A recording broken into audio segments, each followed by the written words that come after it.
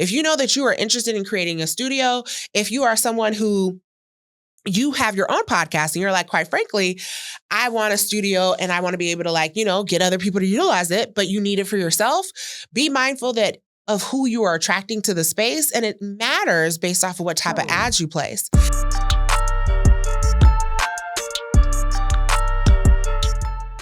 Hey guys, welcome to another episode of the Podcast Trapper. I'm your host, Anna Agogo, founder of Black Pod Collective, Black Pod Festival, and Adode Media. And I'm super excited for today's conversation. So I see a lot of people, a lot of creatives, a lot of production houses even that are starting and opening podcast studios. And I think this is absolutely amazing. And one of the questions that I get from people is, hey, Anna, can you show me what you did to open your podcast studio? And here's the truth of the situation. It was a cluster F word. And so with that in mind, it's I don't know if I'm the best person who can walk you through the ins and outs of how to open a podcast studio. As you know, I did an episode on the cost of opening a studio. And as you've seen, I've made changes to different studios.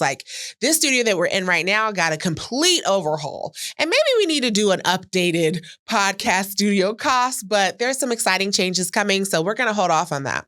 But this week, I want to kind of talk about how I market the studio, because quite frankly, I think opening a podcast studio is really about finding a studio space, figuring out what equipment you have to need in the space. I know that was a weird way of saying it. And then kind of breaking it down from there. But the marketing aspect, I think, is a little bit more cumbersome. So I'd rather we spend a little bit of time talking about how I market the studio. For anybody who's interested in how to open a studio, what equipment, tools, so on and so forth, please feel free to check out my Amazon storefront, which there's a link to that below. So I literally have a link to absolutely everything from equipment that you see in this studio, from lighting, microphones, switcher boards, all of that. I have that in my Amazon storefront. So feel free to go to that if you're interested in opening your own studio.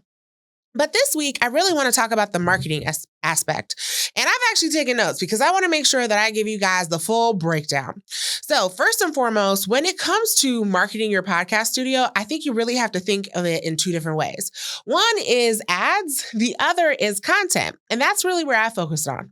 If you have been listening for some time, you know that when I first opened the studio back in October of 2021, I was also in the midst of planning Black Pod Festival.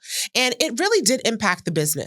The reason I say this is that I was not focused on the actual studio itself. I was focused a lot on actually the conference, and that took a lot out of me.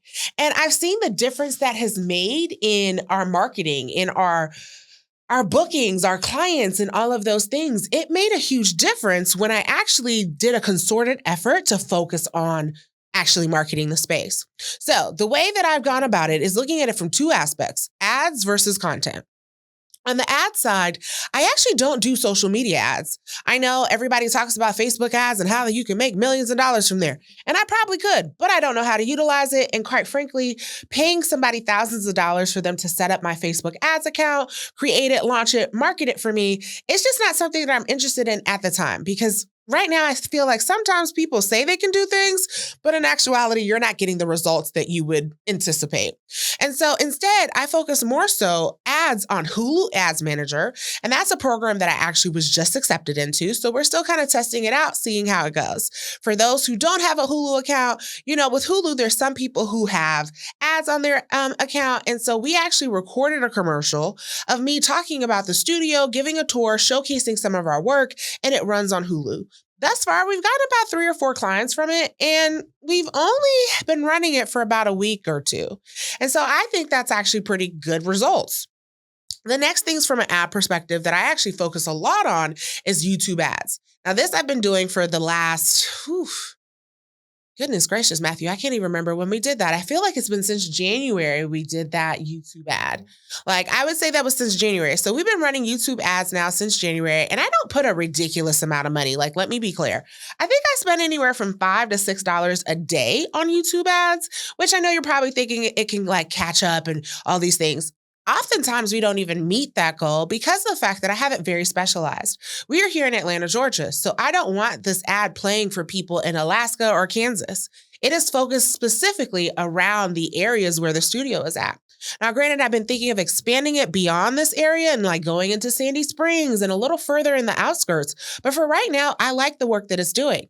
This past week alone, we had about 8 people who booked the studio just from those YouTube ads. Now, the thing I like about YouTube ads is they're straightforward and to the point. You record a video, make sure it's high quality, and then you're able to indicate, hey, this is the areas that I want it to show in. This is the demographic I'm looking at. And this is the type of content that they're searching for on YouTube. And so that I found to be quite effective. And the times that I ran social media ads, so such as Instagram, Facebook, any of those other platforms, I just wasn't seeing those same results. From an ads perspective, we are in the process of launching a LinkedIn ad. So this is not so much for the studio, but as you guys know, we're not only just a podcast studio, we're also a full service podcast production agency. What this means is we work with people who are not based here in Atlanta to produce their podcasts. This is everything from ideation to finding a host to understanding how to tell that story and engage their audience, on camera training. All of those things we can do with people remotely or those here in Atlanta. And we want to work with more business owners. So that is more corporations, more small business owners, more tech firms. I mean, we really want to start working with people in the business sector because the services that we offer are quite unique. And so with that in mind, we are in the process of creating an ad that is specific to LinkedIn. Now, you're probably thinking to yourself, before I go into the social media side of it and the content side of it, why did we go these routes? Like, how did we determine that this was the best way? So for me, I believe in segmenting our audience because quite frankly, we do a lot as an organization and as a company. And so with that in mind, that looks like, how do I say it? That looks like making sure that I'm using specific channels for specific things. Social media is mainly to attract those who are looking to book the studio. So yes, that's the main premise of this video. So we'll talk about that in a second. And so are ads. A lot of these ads are focused on that. But some of our other marketing elements for the business itself has to be focused on the work we do that is not related to the studio. And so we've talked about YouTube ads, Hulu ads. We're going to be breaking over into LinkedIn because that's for the business sector. And we want to start attracting more business owners. Each one of these areas, we've had to create different types of ads. Like, let's be honest, our Hulu ad was much more streamlined. It was showcasing people in the space, whereas our YouTube ads were empty and just a tour of the studio. Our LinkedIn ad is more so focused on the services, and it's like a PowerPoint turned into a motion graphic, turned into a video with a talking voice. So there's all of these things that go into figuring out what works for your audience. Like, it's not like we're just slapping a one size fits all and putting it across the board. And that's the big advice I have for you. If you know that you are interested in creating a studio, if you are someone who you have your own podcast and you're like, quite frankly, I want a studio and I want to be able to get other people to utilize it, but you need it for yourself. Be mindful of who you are attracting to the space. And it matters based off of what type of ads you place. It also matters where your studio is located, but that's a whole nother story for a whole nother day. Now let's go right into content. So the other way in which I market the studio is through our content. And so with this in mind, this podcast that you are watching, we repurpose a lot of this content across TikTok, YouTube, as well as Instagram. I find this to be the most effective form of marketing that is not ads placement. The reason for this is they're able to actually showcase not only the studio space and what it looks like, but they can see it in action. They can envision themselves in it, but they can also see our work. Because let's be honest, oftentimes I feel like I go to people's pages and they're showing you the behind the scenes. They're showing you what it looks like to set up, but they're not actually showcasing what's the finished product when it's edited, once it's done, once it's put out there for the world to see. And this is not just simple lighting in here. Everything in here is quite expensive, from the equipment to the cameras, to the lighting and everything else in between. So it's been advantageous for us to showcase what that looks like on camera. And so I don't typically choose the same clips for TikTok that I use for Instagram, that I use for YouTube. The reason for this is I found that each one of these audiences have a whole different thing that they want. TikTok, they like the salacious. If I said something crazy right now, TikTok would be like, oh my God. I would need to say, I don't know, that we secretly, I have no clue, that in the studio, not only do we help you with everything, we do it for free. That, oh my God, TikTok, they would be in a whole frenzy because it's they like to have things to talk about. They like to go back and forth. Instagram, I'm noticing more of that audience. They're perusers. Like they like to just watch. They're kind of creepy, but it's okay. We love you nonetheless. They like to kind of just see what's taking place. So see the setup, see some of the behind the scenes. So our BTS content works really well there. YouTube, on the other hand, baby, they like to argue. They want to be upset about everything. They want to feel like it's been an injustice. And I have no clue why, but hey, guess what? If you want it, I got it for you. And so it's also important to know who you are attracting through these different channels. And so the last piece is we utilize Bitly for everything.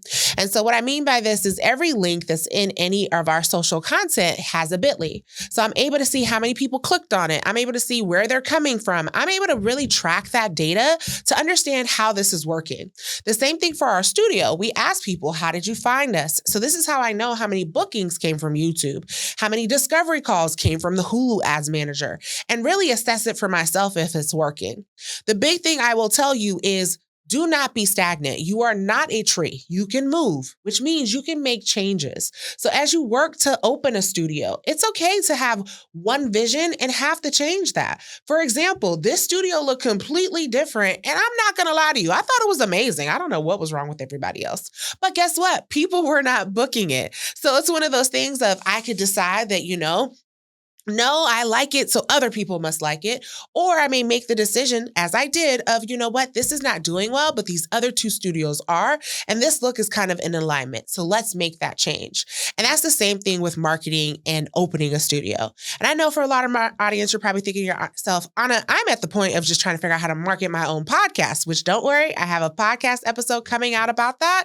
But at the same token, if you are at that space or one day down the line, you're thinking about how to grow, or you want your own space for your podcast, it's okay for you to think through, okay, if I want a space for myself, how can I optimize this and make money off of it? I know somebody who turned their garage into a podcast studio, and I'm not going to lie to you. I could not tell it was a garage. They did that for their own show, but they also marketed it with some of these things that I'm telling you to be able to have people come utilize their space. So the opportunities are endless. And the last thing I will say is around partnerships. And I wouldn't say last thing because it's a 3-part thing. The next portion, I guess, is around partnerships. I have worked with and partnered with co-working spaces as well as organizations to host workshops for their audiences. From these workshops, people are not only able to see my expertise, learn a little bit about me, see my personality, but also I'm able to talk about the work that we do here at Adode Media. From that, we get quite a few clients. Not in the immediate though. Those tend to be the long game. And I mean, it may take them 3 months, but guess what? In those 3 months, when they show up with the big checks because they've had to actually allocate funding for it. They want it to be a successful project. So I think it's important for your studio for you to understand if you are looking at independent creators versus if you're looking to work with corporations and organizations. My partnership with these co-working spaces leads me to not only for the people who are in their spaces, but it also leads me to organizations that they work with. So overall, I really believe that there's strategy behind this. It's not just throwing up nice pictures. I've seen a lot of different podcast studios open and close in the last 2 years, and it makes me sad. And so the big thing is I want people to more so focus on how you offer more than just a recording space, how you're able to meet the needs of your audience. And that's not just slapping things on Peerspace and hoping that people find it. It's also having a well-crafted website, partnerships with people who can speak your name in rooms that you're not in. So I hope you guys found this information helpful today, and know that if you have any questions about opening a studio, or you're like, hey, Anna, you didn't touch on this as far as marketing it, feel free to reach out. If you're looking for the tools and resources I utilize in opening this space, check out my Amazon storefront that's in the link below. I hope you guys found this information helpful, and until next week, you guys have a good one.